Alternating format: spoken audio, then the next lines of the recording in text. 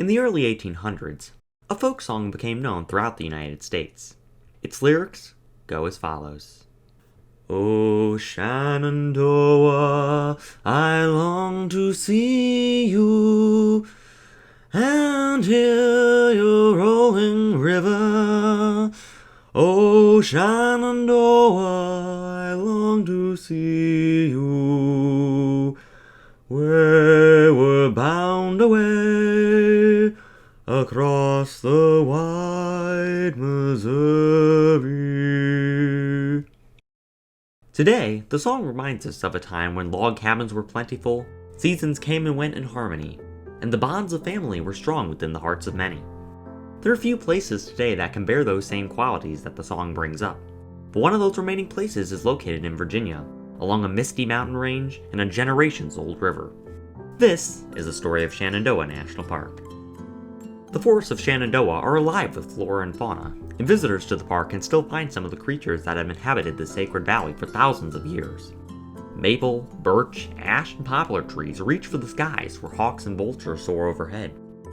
The rivers are home to trout, bass, bluegill, and sunfish, who serve as a prize for avid fishers in the park. And then, of course, there are the mammals.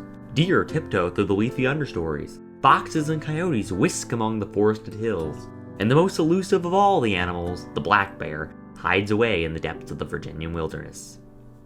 All these animals coexist in a cycle of predator and prey that has been around since the first of many American Indian tribes stepped foot onto the sacred Appalachian Highlands.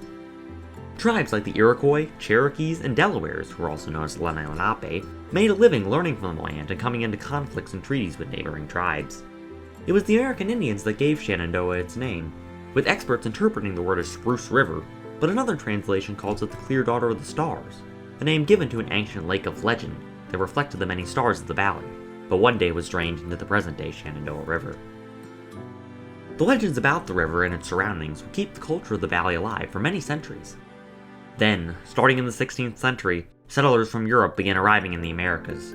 The main group in the Shenandoah Valley at the time, the Iroquois, has to make a series of difficult decisions: flee the oncoming settlers, or stand and protect their lands. After a series of conflicts in the 1600s, two treaties, the Treaty of Albany and the Lancaster Treaty, secure a temporary peace between the warriors of the tribe and the settlers wanting to move west. After the United States gains independence in 1776, settlers start expanding into the Ohio River Valley, and thus Shenandoah comes under a series of changes in the 19th century brought on by Europeans. The Indians, outnumbered and outgunned, are forced to give up their land, much to their annoyance and dismay. In their place are farmers, families trying to make a life out of only the resources around them, but in their view, through a more civilized method than those of the natives. And then, civil war. Shots ring out across the misty hills, signaling the intense conflict of a nation divided. Even after the war concludes, the natural wonder of Shenandoah comes under a different type of assault, one on its resources. Trees are cut down en masse, and mining operations boom. It would not be until the 20th century when groups like the CCC helped to preserve and protect the beautiful features at Shenandoah, constructing signs to help visitors into the area to understand the natural processes at the park, and only building man-made structures in the necessary places. In the midst of the Great Depression in December 1935, Franklin Roosevelt signs into law a bill that would establish Shenandoah National Park, which soon becomes a beloved national park that is a lot easier to access for Americans living in the East than the isolated paradises of Yellowstone, Yosemite, and the Rocky Mountains and Sierra Nevada mountains halfway across the country. Today, Shenandoah offers a lot to do, starting from any of its 3 visitor centers to traveling the 105-mile Skyline Drive, which runs the length of the park and gives many opportunities to see the rolling hills and valleys of Shenandoah. If you're interested in finding out the road conditions, you can call 540-999-3500 for the latest information to see if the road is blocked by snow or ice in the winter. For those who prefer to exit their car and jump headfirst into the wilderness, many trails crisscross the park, from short day hikes to the infamous Appalachian Trail. Or, for those who prefer to stay up late, Shenandoah is a great place for watching meteor showers or stargazing. It's really up to you to decide how to make the best of a visit to this truly special national park.